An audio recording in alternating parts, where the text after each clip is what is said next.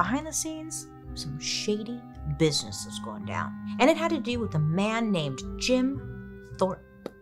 Jim was born in Oklahoma in 1888. He and his twin brother, Charles, and his parents were part of the Sac and Fox indigenous tribes in the area. They went to indigenous schools and they learned the language. He was described as a shy, humble guy who was unbelievably talented when it came to sports. But so much of Jim's childhood was marked by tragedy. Sadly, Jim's twin brother died of pneumonia when they were only 9 years old, and Jim's parents both died not long after. And it happened while Jim was in school. Poor guy, come home, find out your parents are dead and your brother's dead, fuck, poor guy. But Jim made the best of the situation and channeled all of this tragedy into something he loved: sports. In school, he was a track and field star. He was also great at baseball and football, and he was just one of those guys who was in every sport, He was that type.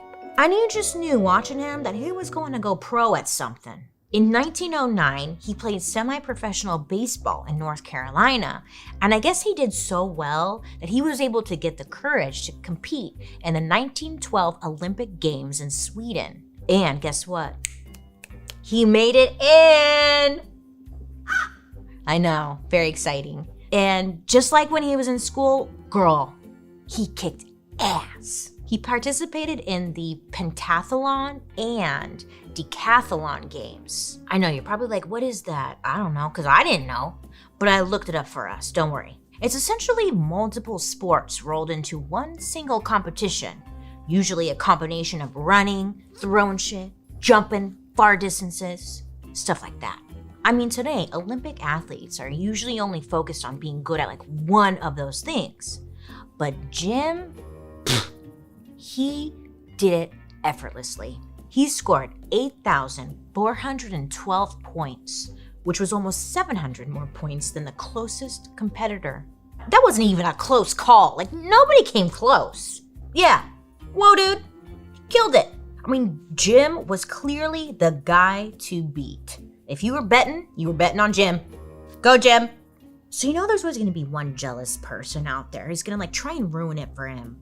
And apparently, the night before one of the bigger events he was playing in, someone stole Jim's shoes. But Jim didn't let that stop him.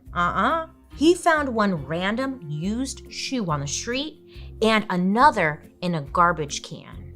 I know, in my mind, I was like, okay, so he finds two different shoes. It'd be funny if it was one was a Croc and one was a Spice Girl platform. But it wasn't that. But look, he found these two random used shoes. He's like, here's one and here's one. And he just shoved his feet into these mismatched shoes and went on to compete. He didn't let anything stop him. And girl, he took home a gold medal. No man could stop him. No shoes. He didn't need shoes that fit. He killed it. And later, he even won a second gold medal. Now, this made him the first Indigenous American to win an Olympic gold medal. This was the early 1900s, so it was huge that he took home those wins for his community. And in 1912, he accepted his medals from the King of Sweden himself. And even the king was fangirling over him. I mean, he told Jim he was the greatest athlete in the world, which I think is safe to say.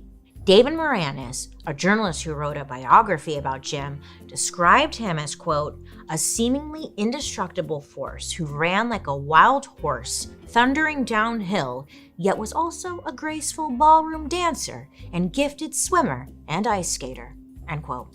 And after struggling for so long, it seemed like Jim's life was about to change for the better, right? Well, we're here, aren't we? Jeez. But things were not going to be that easy. A group of people decided to target Jim and rip those gold medals right out of his hands. A newspaper in Massachusetts published a story exposing that Jim had been paid a little money for playing a semi-professional sport back in 1909, which is BS because he was just trying to make ends meet, and it's not like he made a ton of money, His pay wasn't that great. Leave the guy alone. But people don't like this. They still considered this against the rules. So Someone like told the IOC, and they quickly stripped him of his medals. Even though Jim alone elevated the Olympics as a whole, they just kind of like cast him aside, stripped him of his medals, took everything. They were just mad. Many believe it's because Jim was an Indigenous American. Like the rule makers on the sidelines were just waiting for him to mess up so they could take his medals away. They were looking for any excuse. His entire career, anytime he succeeded or flopped or anything, he was referred to as the, quote, Indian athlete, end quote. He wasn't allowed to just be an Olympian like everyone else. The media definitely didn't let him forget this. It was like, okay, and didn't you see me just kill it right now? I beat all your people, like why are you mad?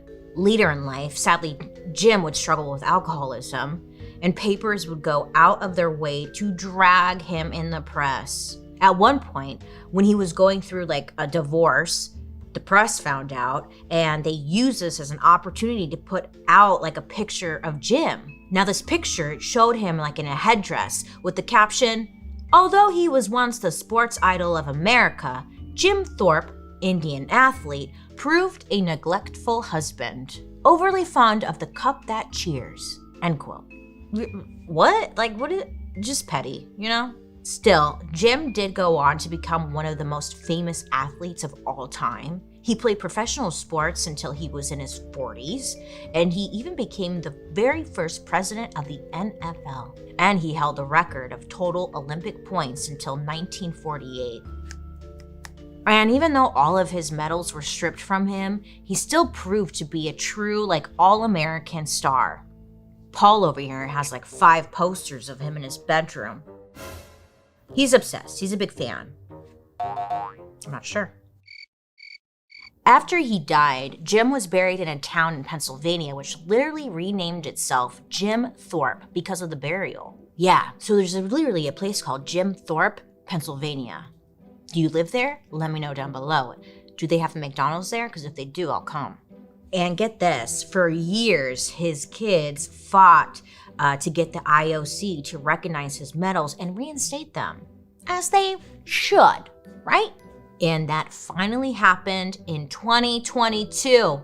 Yeah, 89 years after he won the medals. I'm not judging, but we're judging, okay?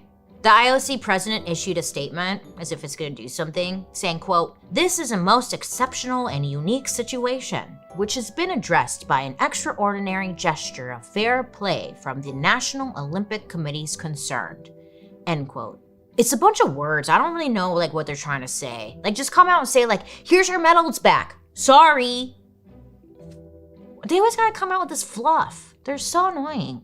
I mean, yeah, it's great that they did the right thing, but it's like, you guys, it took a long time. Why didn't you do it when he was alive? I'm sure he would have like appreciated it. We're not judging, but we are.